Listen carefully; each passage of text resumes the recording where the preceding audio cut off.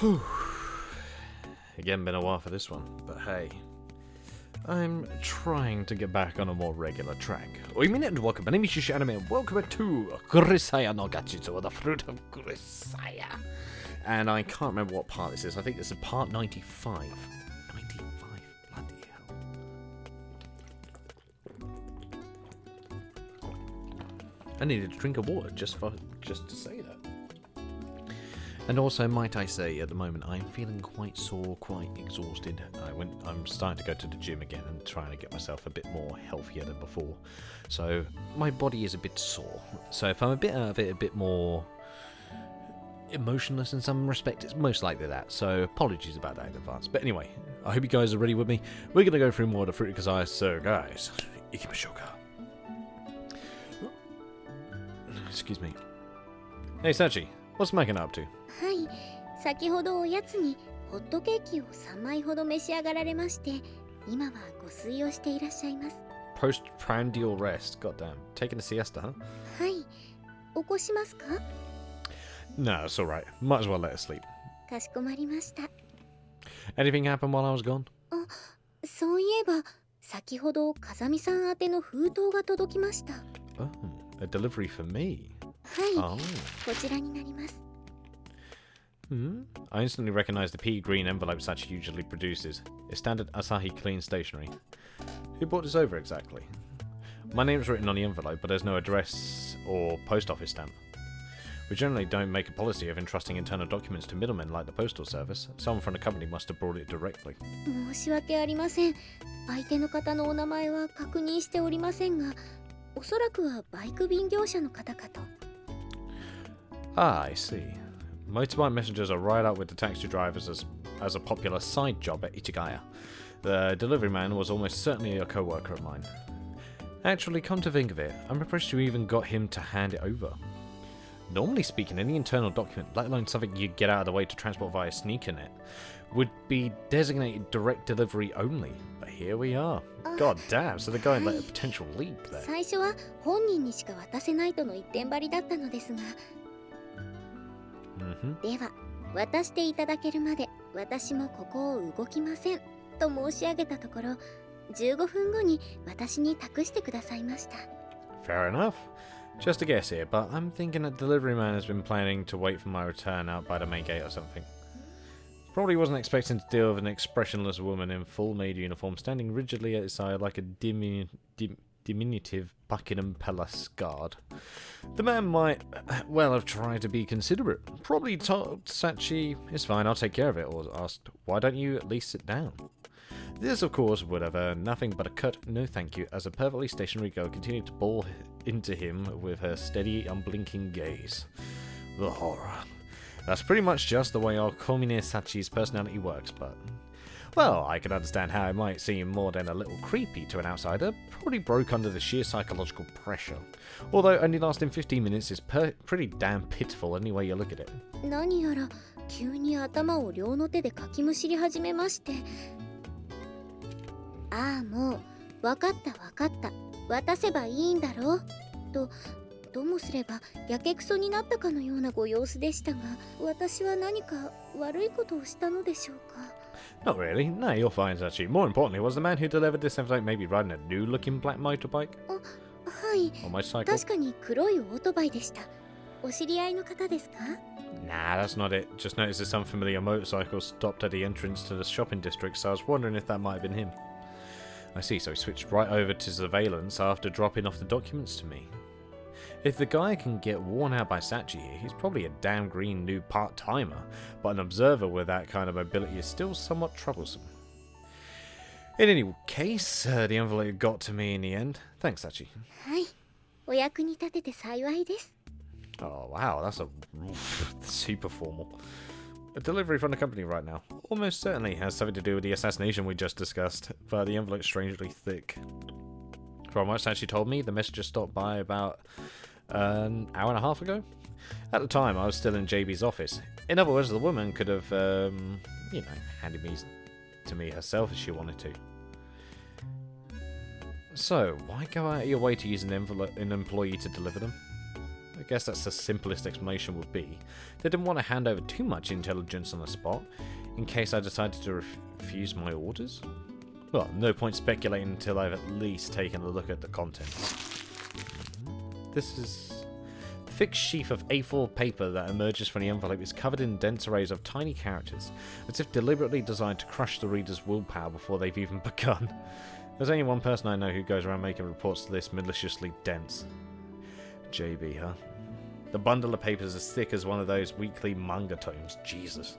As I begin a preliminary flip through, skimming past lengthy sentences embodying JB's over-serious German personality, several bolded faces quickly catch my eye. The prosperity of the year's decline, light and shadow. EDC Makina, birth to the present day. Extra departmental order 11847, detailed plan. Well, shit. Okay, no wonder she couldn't hand it over directly. This looks like a grab bag of highly restricted material. Even the people directly involved in organising the job probably don't have access to such a comprehensive rundown of the facts. Whew, some of the documents in this thing are clearly marked removal and copying strictly prohibited. As a whole, this is dangerously outside the range of what JB's permitted to spread around on her personal initiative. What the hell is that woman thinking? However, it's clear the majority of the information I need is hiding in this bundle of paper. To be honest, it's about the best gift I could have hoped for right now. Why show me all of this? Just what do you expect me to do, JB? Putting that aside, it seems like it'll take 2 or 3 days just to read it all. Well, whatever, I'm a chronic insomniac anyway, so it shouldn't be hard to find the time. If nothing else, a decent sleep aid's always appreciated. I take out some oolong tea from the fridge and drink deeply and loudly straight from the bottle. For the first time since leaving JB's office, I feel halfway human again. With a deep sigh, I drop myself onto the floor, then focus my attention on the first document of many. Whew. So we got a lot of research. Wow, we read it for quite a few hours. I guess JB was trying to paint as detailed a picture as possible. There's a fair amount of information that looks irrelevant at first glance, to the point where documents seem overly long. But as I continue reading, I often find myself realising that she's carefully foreshadowed critical events, providing background naturally bit by bit instead of dumping it on the reader all at once. It's actually a pretty ingenious art structure and surprisingly readable considering the dense material. Before I know it, I've spent several hours with my eyes glued to the pages, poring over the documents one after another. When a knock comes at my door, I'm surprised to find it's already past 7 o'clock.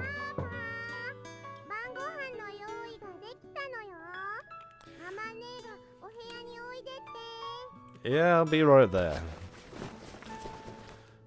Quickly gathering up the stacks of paper I've been leafing through, I stash it away deep inside my rucksack.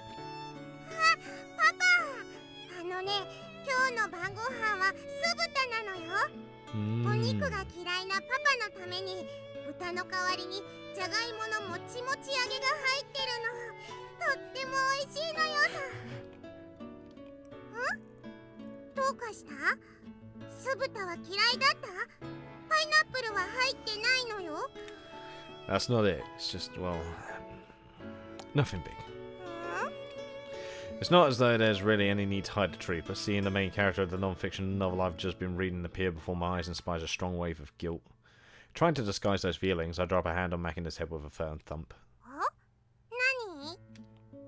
Your head's a little damp, kid. Just got out of the bath or something?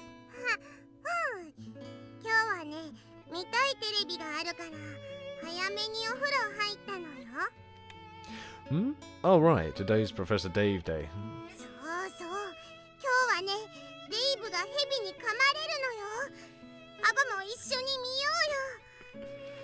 Sure, but let's eat first. My head feels unpleasantly heavy, probably because I've been reading JB's documents all this time. Yeah, you've been reading it for a freaking long time, dude. Not to say that I'm physically tired or unwell, it's pure psychological weight. Learning the details of this girl's past was a harsher burden than I'd expected.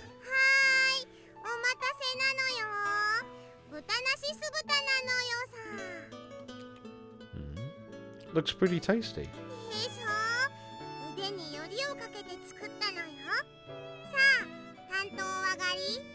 Tanto agari. ほらこら、あんたが一人で作ったみたいな顔しないの。あんたはちょっとお手伝いしただけでしょ。でも、じゃがいものもちも餅団子を作ったの私なのよ。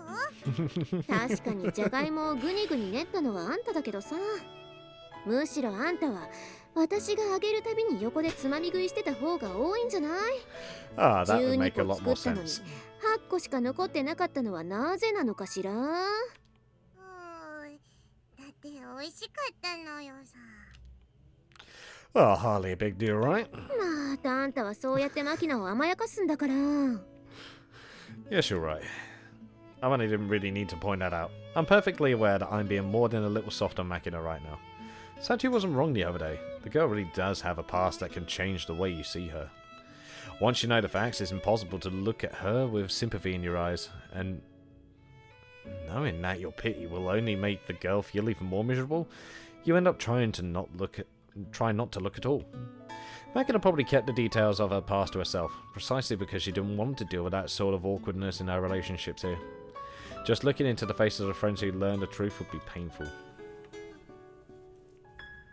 However, it's now absolutely necessary that I understand Makina's past from the smallest details. And in turn, she needs to know what I've learned. That's just basic courtesy. That said, how exactly am I supposed to bring something like that up? But soon enough, the girl's straightforward personality solves the problem for me.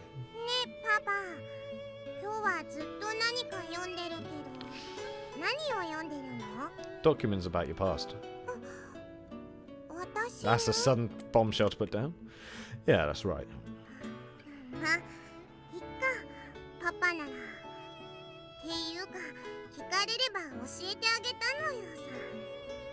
Alright, I'll check with you if there's something I don't understand in there.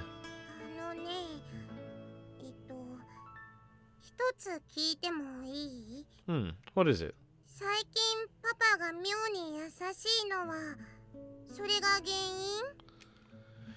No, I think that's just a result of me sleeping with you. Men always treat women weirdly nice after they've made up. Okay, so it did happen for the first time. Seriously?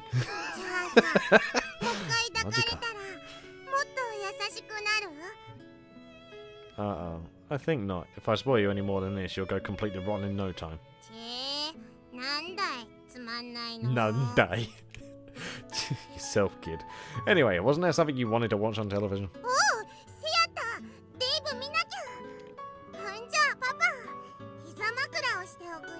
God damn it. What? You want to watch lying down? Damn it, proper posture is important when you're watching television, and you're just going to fall asleep if you lie down, aren't you?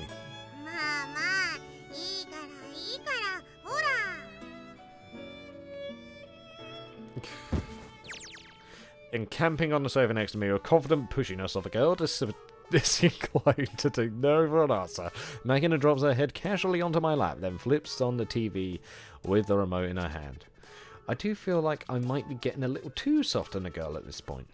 I can't really bring myself to object too strongly. Probably more evidence of the effect of reading those documents had on me.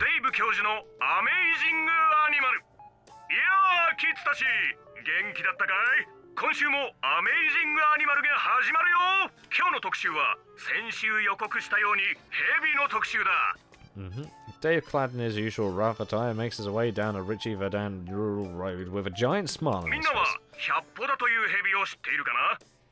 Nope.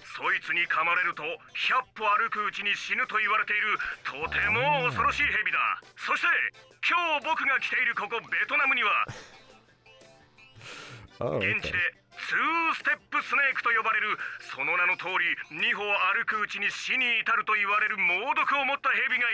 There's a... yeah, that's how I don't think I would want...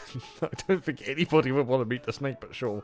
The screen abruptly changes to an insert video that seems to have been shot separately. Stock footage, maybe?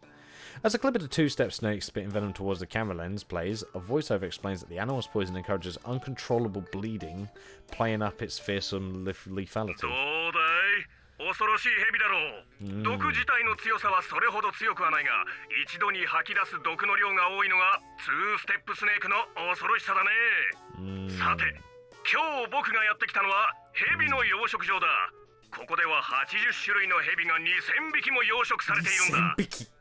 Yeah, that's 2000, right? Nisembiki. As Dave points ahead with a triumphant grin, the camera turns to find local staff from the snake farm releasing a sizable serpent, then giving it a few pokes with a frayed bamboo stick. The animal seems none too pleased.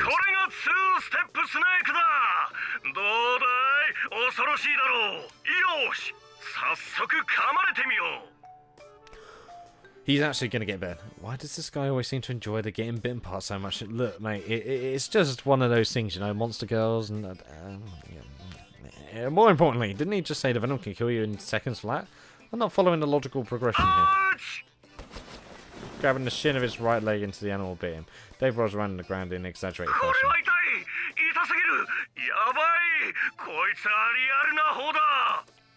As opposed to what? An imposter? Of course it's going to hurt if you let the thing bite you. What's with this show anyway? Sometimes I feel like it's less of an animal doc here and more of an entertainment show for bloodthirsty children to cackle at Dave's reactions. Yeah, there's that. The local staff members quickly administer anti-venom, but Dave's leg grows bright violet nonetheless. Within minutes, it's swollen up several times its normal thickness. It certainly does look pretty damn bad. I mean, seriously, shouldn't somebody stop Dave for his own good? I can't even voice in my foot loud, but Makina doesn't react. Makina, she's asleep. Yeah, of course. The girl's eyes are shut. Her soft, regular breathing suggests she's fallen asleep on my lap. No wonder she's been strangely quiet lately. Told you so, kid. I briefly considered shaking her shoulder to wake her up, but even if I succeeded, it would probably be a short-lived victory. Fortunately, the DVR under our television seems to be saving the program. Guess the girl had Sachi set it up automatically start recording this time every week. Yum, yum, yum, yum, yum. Makina's mouth flops loosely open and closed, emitting meaningless babble that doesn't even rise to the level of sleep talking. Honestly, it's pretty cute in a way. Guess it couldn't hurt to let her sleep a little longer. It'll probably get annoying if Mitchell happens to wander by, but if I was worried about my dignity or whatever, it'd be easy enough just to lower the girl's head off my lap. Maybe even carry her up to her room. That's probably the least problematic choice here. Still, I chose not to do so. Mostly because the weight and the warmth of Makina's body feels surprisingly pleasant. I don't really understand why I've come to feel this way about her. But then again, my master didn't understand the reason she took me in until the day she died. Come to think of it, I'm not sure exactly when, but there was a time I asked Amine why she was going out of her way to look after an aggravating little pest like Makina. なんでって言われてもな。 There had to be some reason you started, right? きっかけね。まあ、あるっちゃあるけど、どうなん前にさ、マキナは一人でお風呂に入ると寝ちゃうって話はしたよね。Yeah, I remember you saying that. あの子がこの学園に来て間もない頃にさ、やっぱりお風呂で寝ちゃって溺れかけたことがあってね。Oh. それ以降は私と一緒にお風呂に入るようになったんだけど。 Right. マキナと一緒にお風呂に入った時、ちょっと驚いたことがあってさ。Oh? What was this? Like what? あの子さ、手ぬぐいの絞り方が変だったのよね。こうさ、タオルをボールみたいに丸めて、両手でギューって握って絞るの。I don't remember 普通 this. さ、手ぬぐいって四つ折りにして、Yeah. ねじって絞るでしょ。あの子さ、それを知らなかったの。 Wow. 私さ、それ見た時にこの子今までどんな環境で生きてきたんだろうとか、誰も教えてくれる人がいなかったのかなとか思ったら、なんかそういうのを教えるのが私の仕事なのかなって勝手に思ってさ。それ以降かな、私がマキナの面倒を見るようになったのって。きっかけがあるとしたら多分それだと思う。 Fair enough. A smaller thing? いや、別にそれが全てってわけじゃなくて、そういった小さなことの積み重ねでいつの間にかって感じでね。でもね、別に成り行きで仕方がなくってわけじゃないのよ。Yeah. そりゃね、最初はめんどくさい子だなって思うこともあったけど、ずっとあの子のそばにいて、普通のなんでもない小さなことを毎日積み重ねて、ある日ふっと気がつくの。Huh, fair enough. 私この子のことが大好きなんだなって。まあ私とマキナは女の子同士だし Well, 恋 yeah. 愛とはまた別の感情なんだろうけど、ある日本当にふっと気がつくんだよね。この子が好き。一度気がついてそれを認めちゃえばあとは楽だよ。なんでこんなことしてるんだろうって悩まなくなるから。 I see. 自覚のないまま人を好きになるって珍しいことじゃないよ。もう認めちゃいなよ。私のこと好きなんでしょ？ Okay, now you've lost me, and spare me the woman. That would be a very Yuji thing to say. You can fall in love with someone without even realizing it. Until you notice the simple truth, it's impossible to come to terms with your own emotions. The question, is this really how it should be? Rolls around in your head over and over. But by now I've found my answer. Looking down at the girl quietly sleeping on my lap, I find myself once again recalling the documents I spent the afternoon reading. The house Makina was born into, the Irisu clan, is built on a long and unbroken tradition of corruption and avarice. A fat parasitic cancer on the body politic with roots reaching down to the bone. Just among the papers I looked over today, there were credible references to embezzlement, fraudulent budget inflation, and insider trading related to the government products. And that's clearly just scratching the surface. Among the leaders of this clan, Irisu Masataka was the one and only individual of genuine integrity. The man married into the family, so he'd been kept outside the loop at first. But after Makina's birth, he brushed against the darkness at the core of the Irisu and realized he had been integrated into a profoundly evil machine. Uncomfortable with the clan's immoral dealings, Mr. Masataka tried incredibly hard to move the Irisu onto a straighter path, motivated in no small part by concern for his newborn daughter. But in the end, his actions were nothing more than the nibbling of an ant at the foot of an elephant, producing no results other than his complete isolation within the family. And when Mr. Masataka laid hands on proof of the Irisu's secrets and crimes, the family served him from itself like a lizard shedding its tail. It was an elaborately planned assassination, using his love for Makina against him. You might say the girl was his Achilles heel. Makina was abducted in a sham kidnapping planned by her own relatives, used a bait to lure out her father. Mr. Masataka swallowed their deception hook, line and sinker. He went to negotiate with the kidnappers, bearing 120 million yen ransom, and was murdered before his daughter's eyes. He was an honest and timid man by nature. Just as the criminals had demanded, he went to the meeting without telling anyone of the situation, and he died for that mistake.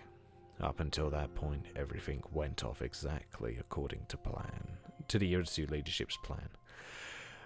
Their one and only slip-up was leaving the execution of the kidnapping to men from the Branch family. The Branch family had been entrusted with cleaning up the main house's messes ever since their incorporation into the Irisu.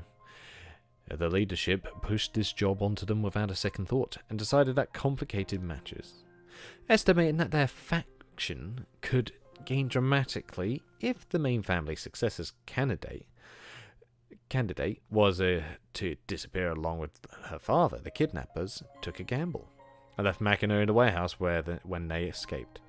The girl spent a week tied to a pillar next to her father's corpse before she was finally discovered. Unfortunately, these events took place in the summer. The body began to change rapidly and soon started to emit a foul stench. The psychological stress of watching her father rot, combined with the physical stress of hunger and dehydration, left Makina in a truly terrible state by the time she was rescued.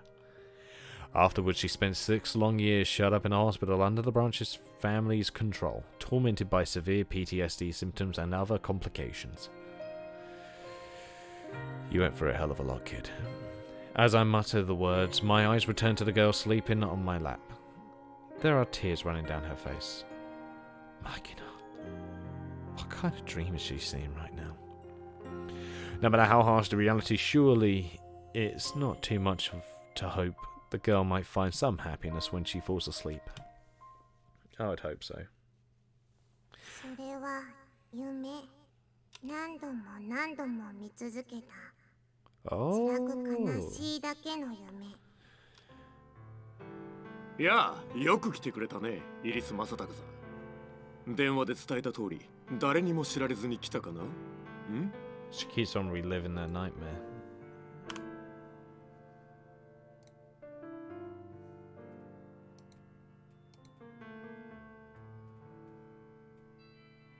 Did it save it? It didn't save it. What a knob. I was trying to do a screenshot.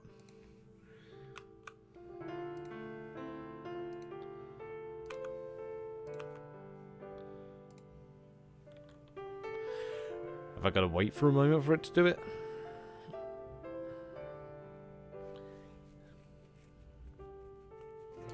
Why is it being a knob with me? It's not letting me do my screenshots for this anymore, even though I was able to do it earlier. That's annoying. 当たり前だ。警察はもとより妻にすら何も伝えてはいない。そんなことより娘を、マキナを返してくれ。金ならちゃんと用意してきた。It's not doing it, goddammit. まあまあ、そう慌てなさんなって。あんたの娘はそこにいる。ちっとばかし、ほっぺたと膝をすりむいているかもしれないが、それ以外は無事だ。腹が減ったらいけないと思って、さっきピザを注文したところだ。あんたも一緒に食ってくといい。マキナ！おっとっとっと、まだだよ正隆さん。まずは現金を確認させてもらわなきゃ。こっちも仕事なんでね。ああ、ピザの代金は俺が出すから気にしないでいい。それよりちゃんと持ってきたのかな。 That's a foul sense of 小 humor. 額紙幣で200万ドル。そこにスーツケースが2つある。それが僕の自由に動かせる金額のすべてだ。好きにすればいい。そう。じゃあ確認させてもらおうかな。おい、確認しろ。よし。マキナ、無事か？怪我は？まだだって言ってんだろ。せっかちだねあんたも。金が数え終わるまで待ちなよ。何か飲む？と言ってもビールかダイエットコーラしかないが。ボス！だ、もうでかい声出すな。びっくりしてビールこぼしちまったじゃねえか。ボス、どう見ても金が足りねえ。はあ？なんで？ What? いくらあるって？パッと数えてみたところじゃ12万ドル。あとはわけのわからねえ紙切れが。紙切れ？ちっ。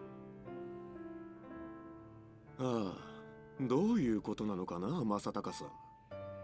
今すぐに納得のいく説明が聞かせてもらいたいな。君たちから電話があったのは昨日だぞ。そう簡単に都合よく金が用意できるはずもないのは。まあね。そりゃ無理を言ってるのは分かってるよ。分かっちゃいるが、そこをなんとかとお願いしたはずだよね。そんであんたはできるだけなんとかするって言ってくれたじゃない。それが何？12万ドル？あんたの娘はたったの12万ドルか？これじゃ返してやれるのは娘の腕一本分だよ。だから150万ドル分の債券を用意した。おいおいおいおい、勘弁してくれよ。俺は現金が欲しいと言ったじゃないか正隆さん。それが債券？債券？冗談じゃない。そんなもんどうやって換金しろって言うんだ。そんなもん下手に転がしてみろ。投資顧問が黙っちゃいないだろ。心配ない。もちろん無記名の債券だ。小切手なんかよりずっと安全だ。そういう問題じゃないんだよ。あんた全然分かっちゃいないな。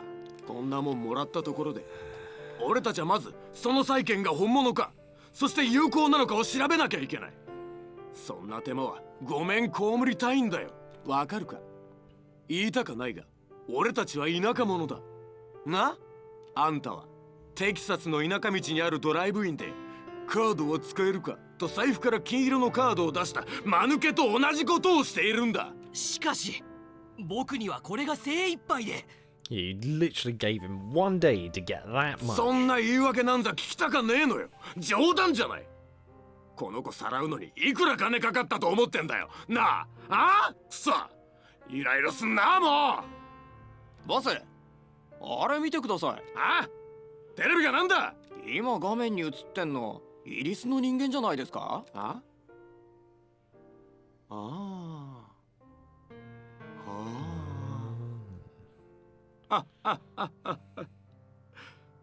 てめえんとこの娘と亭主がえらい目に遭おうって時にのんきにクラシックのコンサートか？セレブだね。Celebrities. They are some fucking celebrities. 正隆さんよ、あんたは本当に嫁にも何も言わずに来たんだな。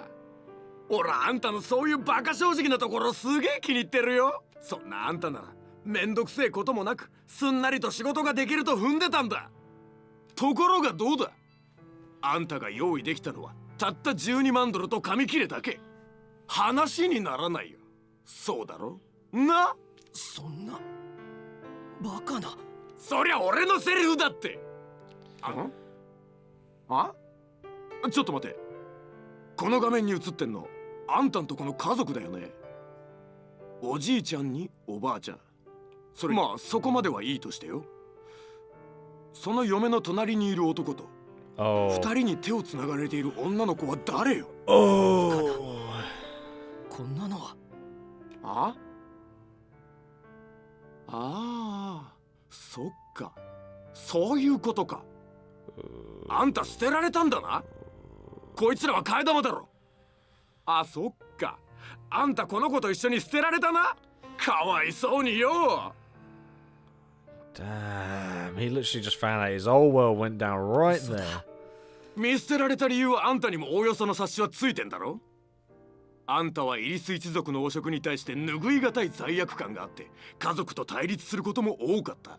一族にしてみりゃ無駄に正義感の強すぎるあんたは一族の生みのような存在だったっつうこったな。やめろ、子供の前でそんな話を。まあいいじゃねえのよ。こうなった以上はあんたが持っている汚職の証拠ってやつを俺に譲ってくれよ。そしたらさ、足りない身代金の代わりにイリス家から金をもらえるだろ。最初か That ら must そ have れ been が目的だ obviously. ったのか。Yeah. まあその予定がなかったって言えば嘘になるが、あんたがちゃんと金を用意すればこうはならなかったんだぜ。どうする？汚職の証拠とやらを俺に渡してみちゃどうだ？ Yeah, that's weird. This thing isn't letting me do screenshots anymore, which is very weird. 何を悩むことがあんだよ。あんたと娘を見捨ててみんなで仲良くコンサートに行くような薄情な家族に今さら義理立てする理由もなかろう。あんた犬っころみてえに捨てられたんだぞ。悔しかねえのかよ。もちろん悔しい Yeah, さ。 of course he would be. だが悔しいからといって悪に対して悪をもって制裁するのは悪の連鎖を読んでますます大きな悪を生むだけだ。そんなことに何の意味がある。ご立派だね。あんたそんな善人でよくイリス家にいられたもんだよ。何とでも言ってくれ。とにかく金は用意できるだけ用意した。娘は返してもらう。だよね、だよね。あんたならまあそういうだろうってのは分かってたよ。まあつまり金が用意できなかった時点であんたの運命はほぼ決まってたってわけなんだけどさ。 Yeah, they're gonna shoot him, aren't they?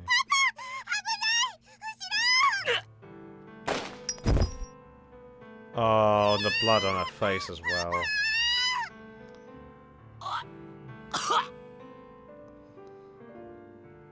バッカだな。もうね、あんたほんとバカ。救いようのないバカだよ。このお嬢ちゃん、イリス・マキナには同年代の妹がいる。つうことはあれだ、替え玉には事欠かないってわけで、わざわざ高い身代金を払う必要もないし、むしろそうなってくれた方が都合のいい人間だっているかもしれない。正隆さんよ、俺だって好きでこんなことしてるんじゃないんだぜ。むしろ非常に残念な結果になったと思っているし、こうして気兼ねを聞いている今も Stop 全 shooting くもっ him. て胸くその悪い思いだよ。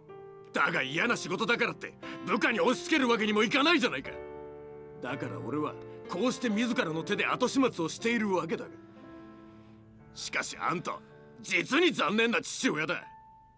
いいかい、俺はこう見えても一応は公平な立場だったんだ。もしあんたが200万ドルきっちりと Man, come 耳を on. 揃えて用意できていたのなら、俺たちはその金を受け取ってお疲れ様でしたとこの場から笑顔で帰って、ちょっと艶のある女将のいる小料理屋にでも入ってささやかな祝杯をあげていたんだよ。それがどうだい。あんたが可愛い娘のためにかき集めてきた金はたったの12万ドル。こいつはいただけない。おまけに俺が汚職の証拠で手を打とうと譲歩してみせりゃ、それまで断っちまうんだから全くお話にならないよ。正隆さん、あんたそれでも父親かい。父親だったら娘のためにどんな悪いことをしてでも金をかき集めてこなきゃ嘘だろ。ああ、くそ、弾がなくなっちまった。おい、弾よこせ。ボス No. もうその辺で。あ、なんだ。銃のせいで耳が聞こえねえんだ。もっとでけえ声で話せ、バカ。ボスもうその辺で。そろそろずらかった方が。だってうるせえな。 He's still alive after all them bullets. おいおいおいおい、待て待て待て待て。正隆さん、まだ生きてんじゃねえかよ。なんでだよ、不死身かこいつ。 No, don't shoot him ボ more. スが下手くそだからじゃ。ああ、聞こえねえっつの。言いたいことがあるなら言えよ。なんでもねえっすよ。ああ、そうかよ。もう言え。 This guy is literally a criminal version of Bakugo. じゃあ消えるか。ああ、くそ、頭痛い。ボスガキの方 The はどうしますか。 guy has the best mustache as well. God damn. あ、そうな。生かしておく理由もなくなったしな。もう弾がねえっつの。締め殺すか。でもボスもう時間が。あ、時間なんのよ。飛行機の時間です。そっか。じゃあもういいか。めんどくせえし。行くぞ。ガキは放っておけ。どうせ顔は見られちゃいない。そう、これは夢。早く目が覚めて Fucking ほしい hell. って。ただそれだけを何度も願い続けるだけの苦しくて息が詰まるような夢。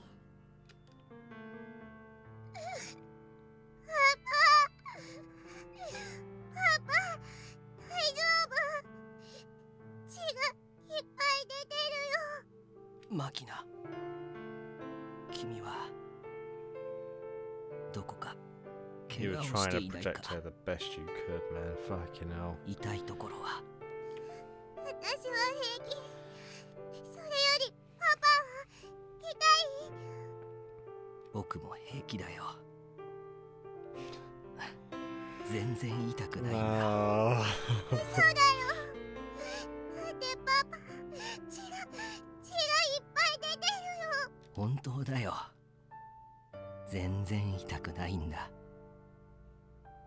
いっぱい血が出てるのに。不思議だね。少しも痛くないんだ。ごめんねパパ。私をかばったから怪我をしちゃったんだよね。気にすることはないよ。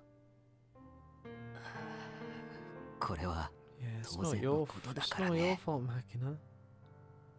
君は何も悪くない。 Yeah. ごめんよ、マキナ。パパ、どうして謝るの？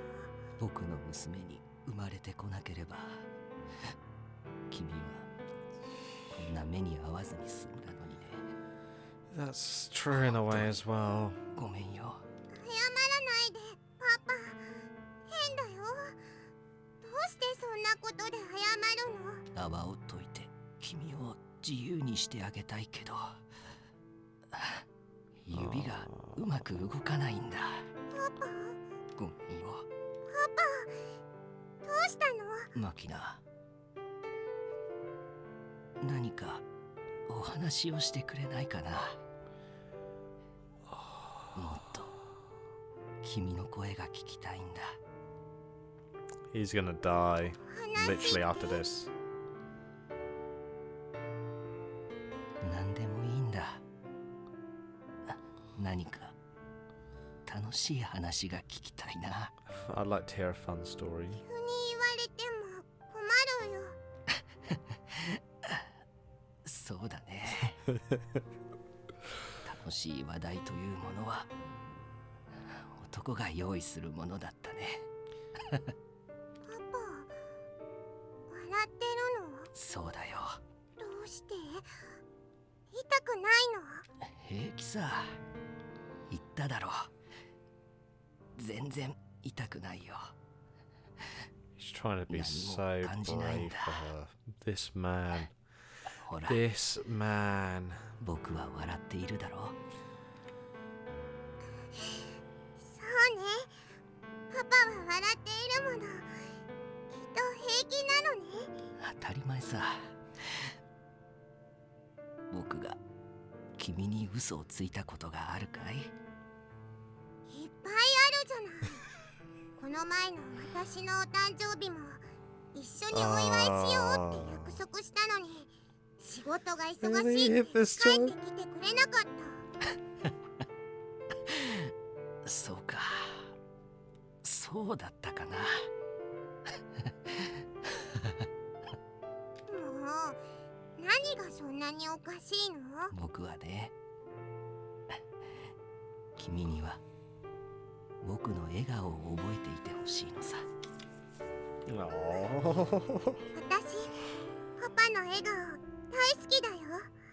そうか、ありがとう、マキナ。パ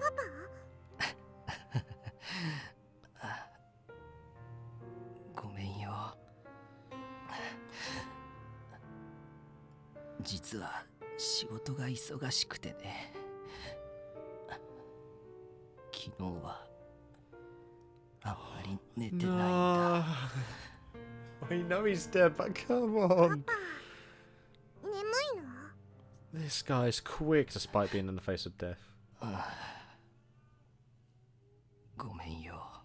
仕方がないね。お仕事だものね。ごめんよ。私やママのために働いているのだから。いいよ、パパ。おやすみなさい。でも、1時間経ったら起こすからね。いい？ No. No. パパ？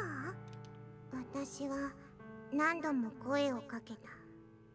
でも、パパは目を覚まさない。パパはぐっすりと眠ってしまった。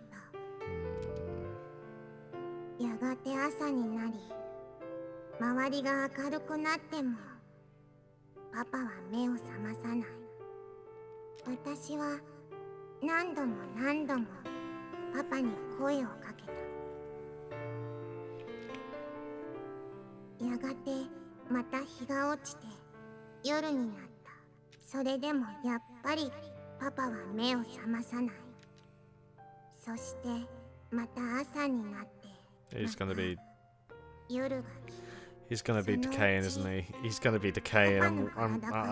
He's gonna be ひどい匂いがするようになった。ほら、夏だったから。だからパパの体は腐り始めて、虫がね、虫がほらいっぱいね。どこから来たのかしらってぐらい the smell of いっぱいね。 the smell of death is something, honestly. Jesus.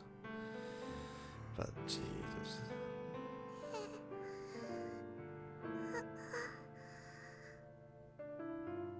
死んじゃったの。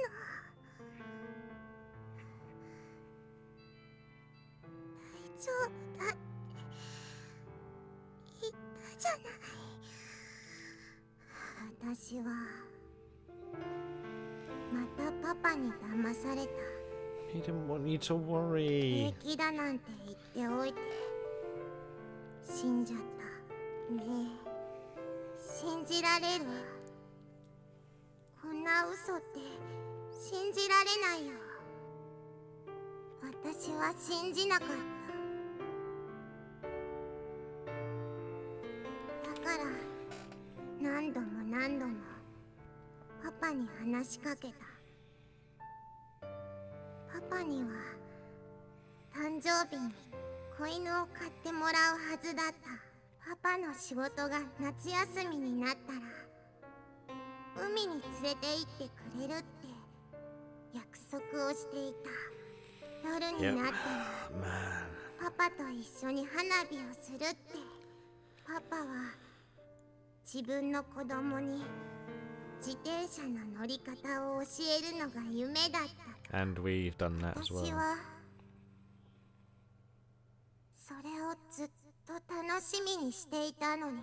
だから私はいつまでもパパに話しかけてた。でももう何も話すことがなくなった。話し尽くしてしまった。だから私は黙ってパパの死体を見ていた。もう一生分ぐらい話してしまったのだから、これ以上は喋る必要なんてないと思った。だから最後に一言だけ喋って、それでもう最後にしようって思った。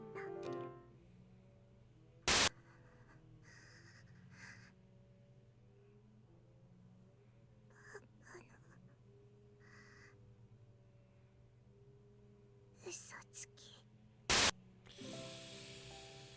I don't know if the words Makina just spoke were directed at me or at real father. Jesus Christ, as she said that just very faintly. But either way, they startle me, conscious as I am of hiding things from her. Watching the girl sniffle miserably in my lap, I can feel my own mood sinking. It's not like me to get pulled along by the emotions of others. Have I gotten weaker? The thought's unpleasant, disturbing even. It's like I've bitten into something and felt my teeth rattle loosely in my mouth. Oh. Ouch. Yeah, that's not nice. The animal variety show on the television, having reached the serious second half of the program, begins to broadcast a story of a wolf raising its children. That was heavy. God.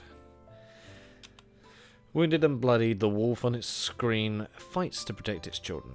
No matter how many times it's knocked down, the animal keeps standing up again. I see. Weaker isn't the right word, is it?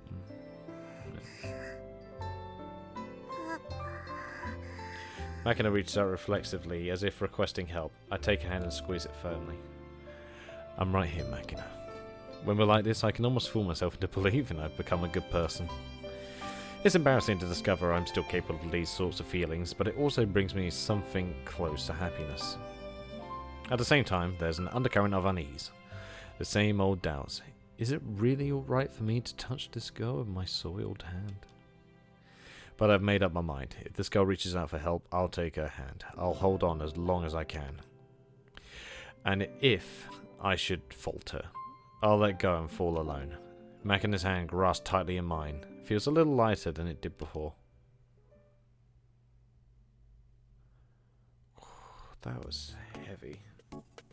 Oh.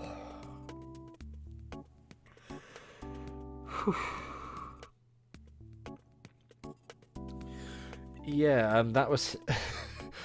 I actually need a break after that. Wow. That whole bit right there was... That was something.